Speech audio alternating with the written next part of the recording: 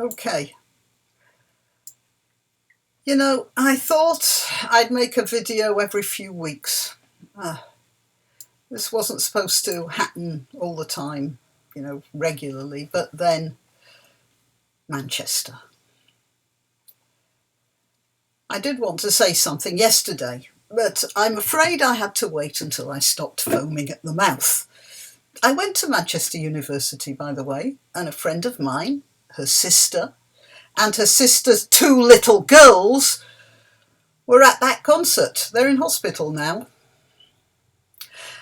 And the internet has been full of one question. People ask, why? How could he do that?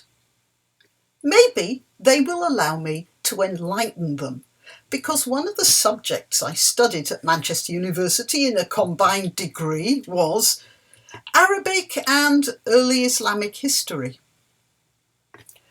So, anyone brought up in the Christian West, and I'm not talking about being Christian specifically, I'm not, but we all start off from the same premise.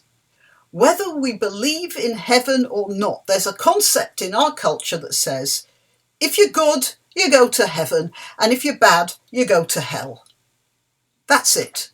This has led Christianity into all sorts of logical inconsistencies, by the way, and then they had to invent purgatory. Between you and me, the whole thing makes no sense at all.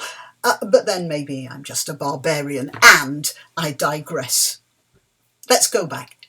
Heaven for the good, hell for the bad. But that's not the way it works in Islam.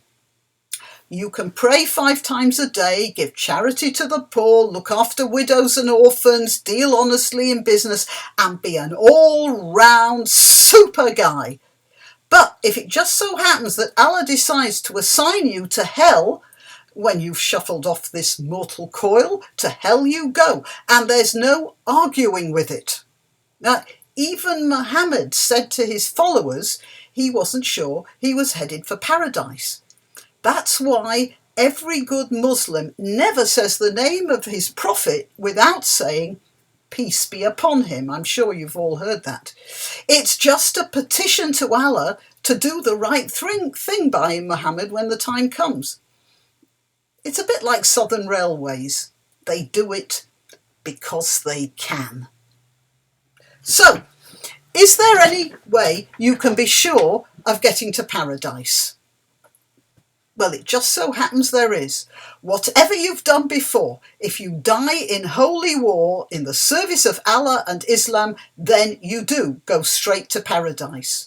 Whatever sins you previously committed, you do not pass go, you do not collect £100, you do not win a beauty competition. You just go straight through and flop down on your well-stuffed virgins and watch your own personal river of wine flowing gently by.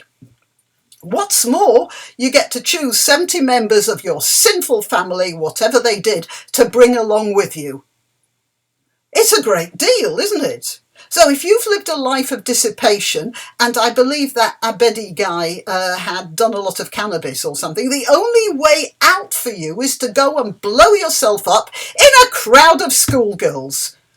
And I want to point out here that the Taliban massacred a school full of children in Pakistan about 3 or 4 years ago, just because their parents had the nerve to expose their kids to Western education. 102 children died in that school in Peshawar.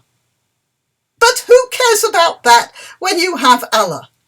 Well, maybe a few grieving parents and those left crippled and traumatised, but who cares about that?